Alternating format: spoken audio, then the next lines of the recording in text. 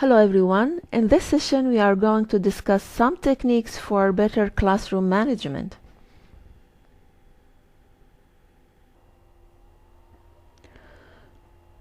First of all, you have to make a good first impression. You know, the first impression is the impression that lasts forever. So be sure when you enter the classroom for the first time to create good impression. And also come in with enthusiasm and show that you are excited to be there. Another important point is that you have to set ground rules. Setting ground rules doesn't mean that you have to be a dictator. No, you have to be a good manager. So from the very beginning of the year, you have to set ground rules with the students. But there are some points you have to bear in mind when you set the rules. First of all, the rules need to be established as a result of a meaningful classroom discussion. So you have to discuss them with your students. Also, your rules should be specific and few. Don't put too many rules. A few rules are easier to remember than many rules. Also, when setting the rules, keep the wording positive.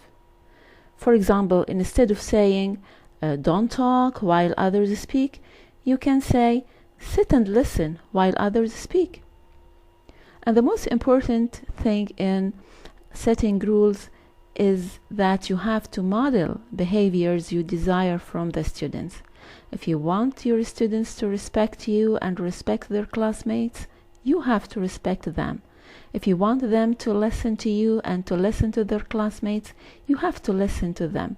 So be sure that you model the behaviors you desire from them. Another important point is that you have to be organized and you have to come to class prepared. Preparation is very important. Lesson planning is very important. You have to make decisions about what to teach, how to teach, and the time assignment for every teaching procedure.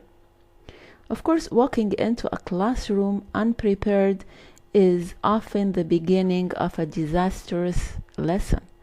So be sure that you come to the classroom fully prepared. Also, you have to overplan your lessons to ensure you fill the period with learning activities. And you have to use visual aids in your teaching because they are appreciated by students of all ages. Of course, all of us know the importance of visual aids in our teaching. They add fun and variety to your lessons. They facilitate teaching and learning. They attract the students' attention and keep it. So you have to use visual aids in your teaching. Another important point is that you have to involve the whole class in your lessons because active involved students have less time to misbehave.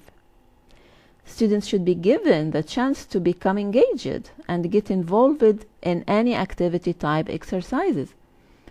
They shouldn't remain seated in their chairs looking at the teacher and the board and expected to listen and answer questions for almost the entire session.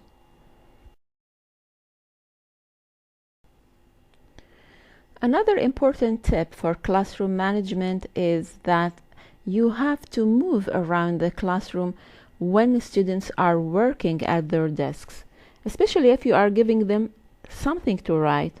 Start walking around, sit next to some students to control their spelling, their handwriting, to support them, to help, to facilitate something for them. This is very important. Another point is that you have to praise the work and behavior, not the students themselves. So your comments should be directed at the response, not the characters. For example, instead of saying good student, you can say good answer. Another important point is that you have to avoid turning your back to class. Also remember to allow enough time for students to reply. The waiting time is very important. Give them time to think and form their answer. They have to process the information and they have to take their time to be able to give you the answer. Another technique to manage your classroom is to plan lessons that address multiple learning styles and allow all students to experience success. Of course, teachers must plan lesson activities that include all of the 3 types of sensory preferences: auditory, visual, kinesthetic. This is very important. Another point is that you have to make sure that all students can see and hear clearly. And of course, you can see them clearly. Also, you have to remove distractions.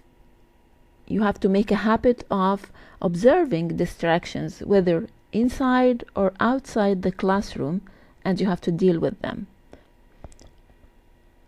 Another important point is that you have to focus attention on the entire class. With this step, we come to the end of our session today. Thank you very much